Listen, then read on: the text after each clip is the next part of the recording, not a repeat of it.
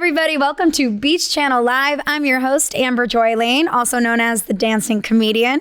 The goal of this show is to dive into the incredible things Miami has to offer by highlighting the people who make it such a dynamic melting pot of arts and culture. Our guest today, he is an R&B artist, a creative director, and a Miami local. Please welcome 12lin, everyone.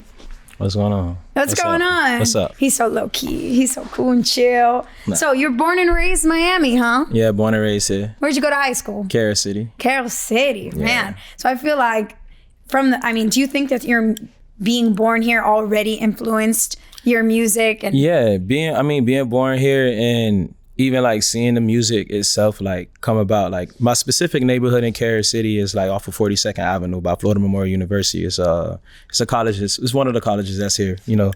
And when I first started doing music, I seen firsthand a lot of other musicians like as a kid, like just like kind of like breaking through at the time. So like who? Like Rick Ross, Florida Briscoe.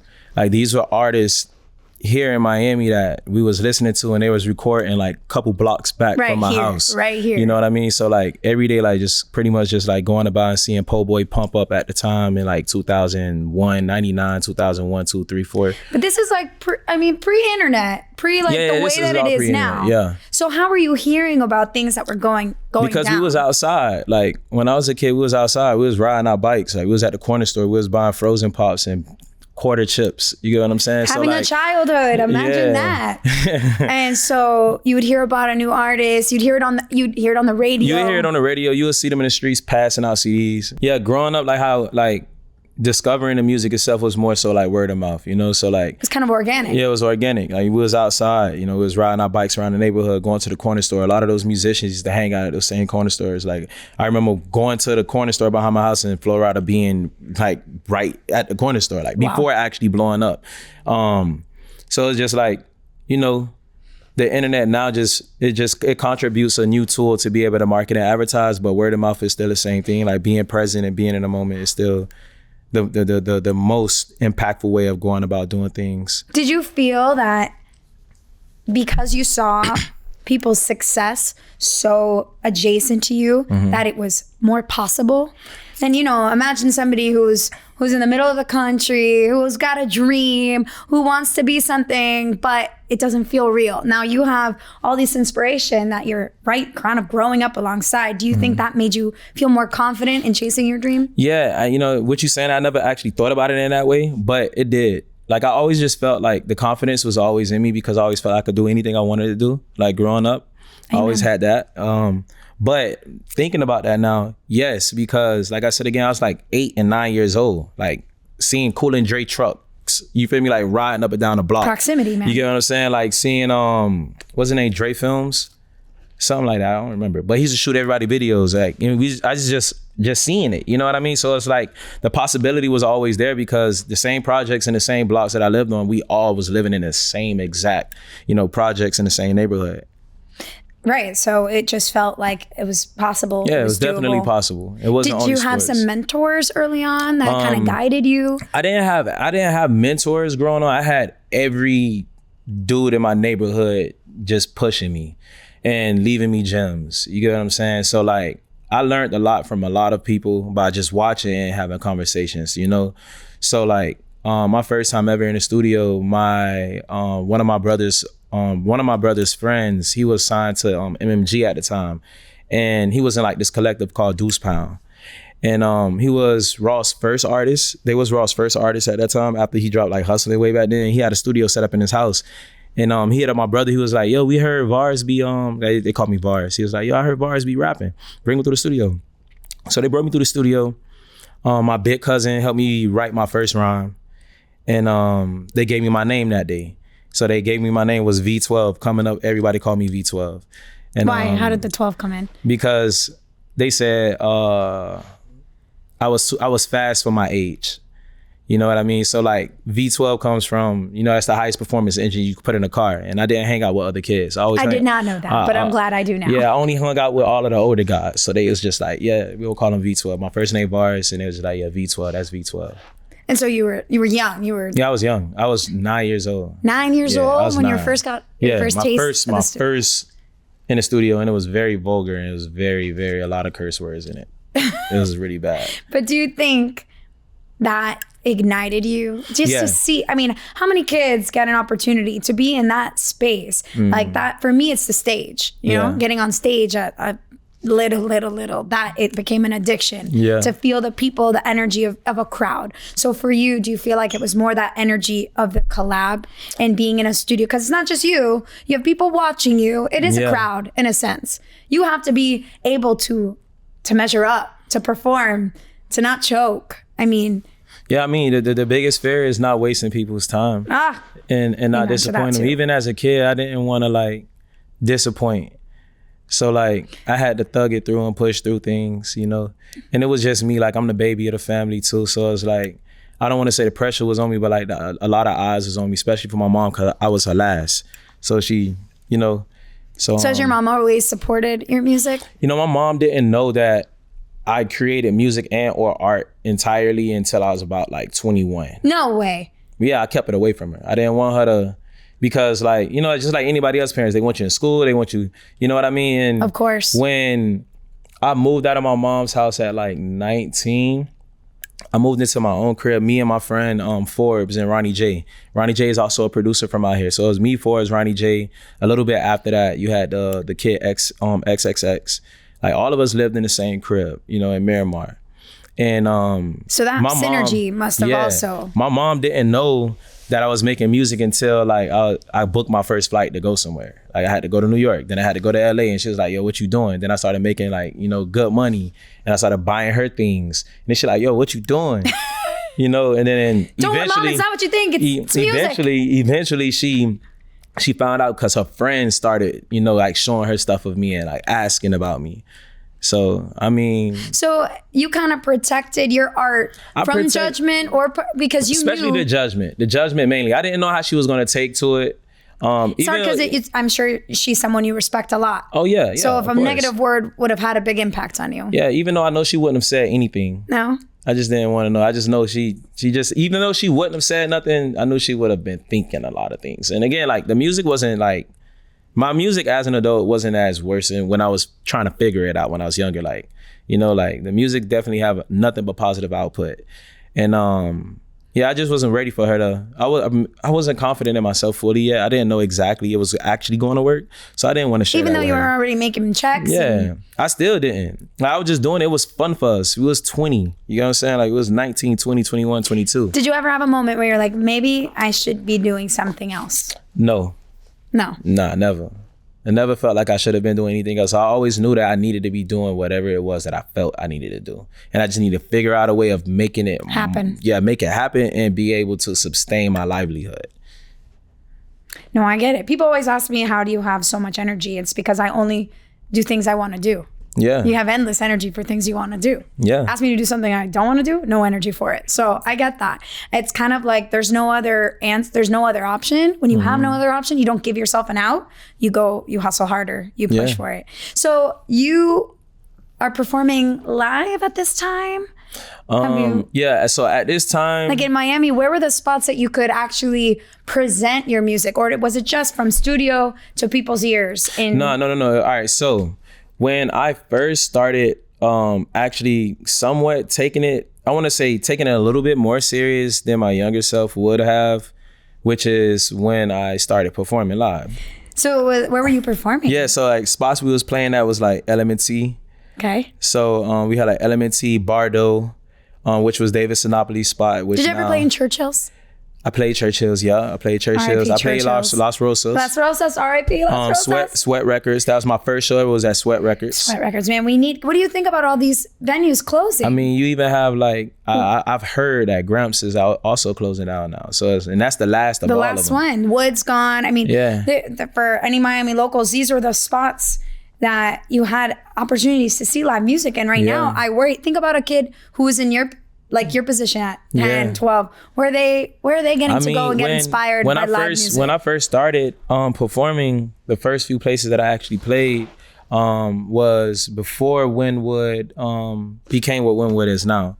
And we used to pull up on the back of my dad's tow truck, and we used to like find other bands in the city, and everybody would contribute an instrument. That's awesome. And we would share that instrument. and we would just play on the back of the tow truck. So like that's what we used to do. That was before it was regulated, and we did that up until LMT came about. And Ashley Venom brought us into LMT, and then me and David Sinopoli. You were just literally a moving band.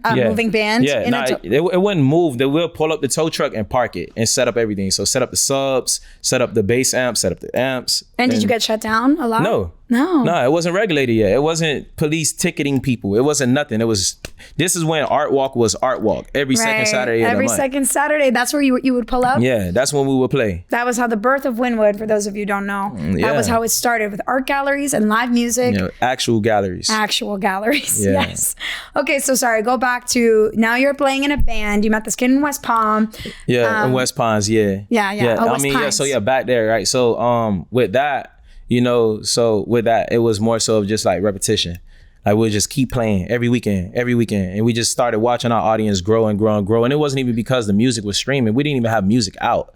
Like, we weren't making money at this point. We wasn't making money. We wasn't, no, you don't take away. We was making money off the tickets, however, but we wasn't putting out music. Gotcha. Like just everybody just knew like, yo, 12 Land, this dude 12 Land, this band that be playing over at LMT almost every 2-3 Saturdays. Like let's pull up, and they'll pull up.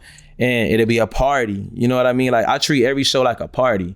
Like I tell people, yo, you ain't gotta focus on me. Focus on the vibes. It's party. Like that's what we're here to do. So stage presence came natural to you. Yeah, You love it? Yeah. I love it too. Yeah, it'd be kind of weird though. Like earlier it used to be kind of weird performing. Why? When, like people don't really know who you are just yet. But then eventually I started to understand they was processing you. So like a lot of people would get intimidated. But what I would do back then was I would make eye contact. Like, and I would just literally look at you the entire time, make you uncomfortable. I'm not gonna have you making me feel uncomfortable. That's I wish I could bring that into my comedy. Wow. You just intimidate them. Nah, but not intimidate them in like a negative way, but just you're like holding your ground. Yeah, you're like, just I know who I am. Like, like you finna be here with me. You here with me. You came here. You know what I mean? So, and then from that, like you get off stage and then they meet you like, yo, you was amazing. I'm like, damn, you wasn't vibing with me the whole time, though. But they were just processing. They're processing. I find that too with my comedy, that sometimes people think I'm funny, even if they don't laugh out loud, they're processing. Yeah. Yeah, you gotta kind of earn it. So can you walk me through your creative process a little bit? Where the lyrics come from? My creative process. Do you hear the music first? Do you hear the lyrics first? It depends on where I'm at in life, how the music come about, how it's written. A lot of times, so my first album, so before my actual first studio album, I had a project called Friends. And Friends is like more indie. And that came from like a moment in my life where I was kind of like trying to figure out where I needed to be for myself, like for like just far as like self-improvement. But that's a whole nother conversation. But then my first actual studio album was Sugar Hill Express that came out 2022. And I have like a record on it called like Thank the Gang and Loyal. All of these records came from personal places. Like I didn't even hear the music first. I already started writing the records. I just knew, all right, I want to write something about this. I want to write something about that. And I just started writing it. Before even having the music, I flew out to LA after the Billie Eilish tour and I created everything. I just like literally took 2 weeks and I produced that whole album with Fanatic and Zach.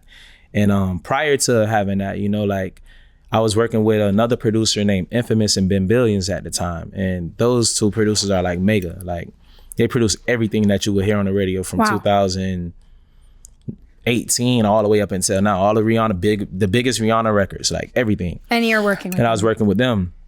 And we pretty much finished up a project up to like 30 songs and we was finna start pulling selects. And then I was on tour with Billie Eilish and Denzel. And walk us through that. What were you doing on that tour? I was coming out. I was coming out on Denzel's set and on some of Billy's set. And I seen this documentary by Nina Simone, and she said it's an artist's duty to reflect. She said it's an artist's duty to reflect. And at the time, I was in like this battle of trying to figure out how to create sticky music, but wanting to make sure that it still held some form of essence. And by sticky music, you mean catchy? Yeah, like catchy things that just grab and gravitate to. And like I said again, like true. I'm working with, like these two big producers, so they kind of go that direction within things too. Right. And that was a bit conflict for me at the time. Yeah, exactly. But then when I seen her say that, I was like, oh dang, that's what it is. That's what I gotta do. And when she said it's an artist's duty to reflect, how I took that was, in order to create music that will resonate and that can stick, I mean, it's another direction you can go, which is just being honest. Because at the end of the day, just being honest. Because even if you don't grab this record now, you will eventually, because it come from a pure place. You're not the only person that's going through these things. So, I mean, I called them boys. I was like, look, let's start over. Like, pitch the records to someone else. Like, we got to start over. Like, so. Did you get a lot of pushback in that moment? Yeah, I did. And, but you held your ground. Yeah, I had to. And then I went to LA and I worked with Fanatic and Zach. Shout out to Fanatic and Zach. They produced a big part of Donda and a lot of other records. And I connected with them boys when they moved from Australia. They moved to Miami. And then from Miami, they moved to LA. And I just stayed out in LA with them and just banged out the project. But do you keep coming back to Miami? Is this where you want to be? I mean, Miami is home. I would never, ever, ever, never leave Miami. No. Nah, I can't. I think about it. The only other place I would want to move is like Puerto Rico or something. Like, so why? What is it about Miami that keeps the creativity flowing? The community, culture. Nowhere else have culture like Miami. Like literally, the closest probably is like New York. You know what I mean? Like, but except we don't have snow. Yeah, except we don't got snow. You know. But yeah, Miami is nowhere better than Miami. Like, we got everything. We got everything the best. Like, I don't need the snow. So you want to tell us about this picture we have up? This was on Billie Eilish tour. I think this was in Miami, and I had brought my son out.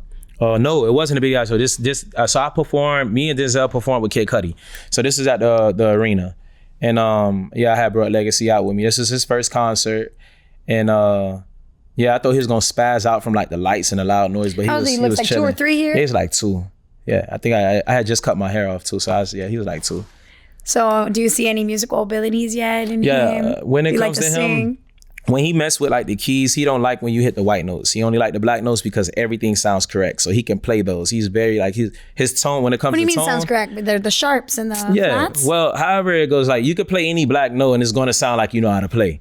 And that's how he is. He very, very, very like particular and anal when it comes to that. Like he like, yo, I can't play all these notes, but I can play all these black notes and it sounds right. So he's got an ear. He's got an ear. He's like I said, like tone. And how old is he now? Now he is 4. Yeah, he's 4 now. 4. Yeah, he's only 4. Yeah. Wow. Does he like anything about him appear in your music, in your lyrics? Yeah, some, but it's not. It don't appear as often. Keep it 1,000. It's more so of just like how hard I go, you know, with everything else and everything that's around the music to make sure that everything is moving forward. Because I mean, like, you know, it's just me and him when it comes to it, you know. And then like, I mean, he my motivation. Yeah. You know what I'm saying? Like, if it wasn't for him, I would have been folded. Like, I would have folded into something else. I don't know. But you are now kind of going into an alternative space, and you were telling me earlier about producing music that is being used to score films. Yeah. So talk to me a little bit more about that. I mean, yeah, scoring film is a syncing is not a difficult lane to dive into, but it kind of is, because a lot of these music supervisors play favorite, you know. So if you're not in the end physically catering within the geographic of where that system is set up for you to be able to win within it, meaning like being in LA, it's gonna be hard for you to get those kind of like jobs. Yeah, those opportunities. So like, but is that something you want to advance more in? Like, oh yeah. I mean, I do it really well. I mean, like my whole thing is making it like, I tell artists like, yo, make it your business to make it your business to make it personal. So is it you're seeing a scene and then you create a track? It depends. A lot of times they are just seeing you what it is that they're looking for. Like, this is what the scene is a prom scene, and he's sitting outside of the prom with her and this and that, and they're like, you'll make something for this. Then they'll send you over like examples of records that, you know. And really, music is has such a responsibility in a film for the emotional feeling of something. I mean, music is only an accessory to the moment. Music doesn't really matter if there's no moment. Like, Agreed. Now before we wrap up, I do want to highlight the fact that you have a creative art space in Wynwood called Velvet Velour. Yeah. Right? And it's the only African-American owned creative space in Wynwood. Yeah. Can you just give us a little bit about that? And can people come and yeah, so with Velvet Velour came about 2020 of January. this was a little bit after like these parties that we would activate called the Homies Only. The Homies Only parties was something that we created back in 2018 to pretty much control the narrative behind DJ and local music being bridged within a space, because that's a big lack.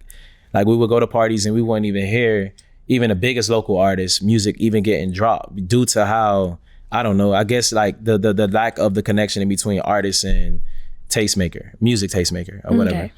So we started throwing these parties. So I threw a party January with Red Bull down in Miami. And I had JID, and it was me, Jid, and Curry. We did something for the Homies Only. And then the owner of the building was like, hey, look, I love what y'all doing. They gentrifying this area. Like, I have an empty space over here. You know, would you be open to taking it? So in the midst of me doing that, I ended up signing a lease, and I ended up paying, you know, the space up for 18 months. And then we locked in. So Velvet Velour essentially is just like a launch pad, a creative space for musician and artists, painters of any sense. We don't, you know, like, all we do is just create out of it. We push out content, and yeah, we just do us. Like, I don't know. If there are people interested, can they reach out? Nah, people can reach out. However, right now we got our circle closed right now. It's just more so of just it's exclusive. Yeah. It's exclusive now. Like, we got the dopest everything out of there. You got the crew. Yeah, we got the crew. Okay, so final words, where can people find you? Where can they hear your music or see you perform? So my next performance right now in Miami, I don't know when I want to actually pop out and play out here, but I know it's going to be soon. It's going to be after the album. And yeah, they can find me at 12Len, TWELVELEN, on Instagram, on Twitter, on Facebook, on YouTube. Yeah, I'm everywhere. You can find me. Okay. Yeah. Any last shout outs? Anything else you want to plug? Shout out to the channel. Yeah. You feel me? Well, it's been shout out to the gang. You. Shout out to the homies. Okay, awesome. Thank you so much, 12Len. It's been another episode of Beach Channel Live. Tune back in to see us again. My name's Amber Joy Lyne. Bye.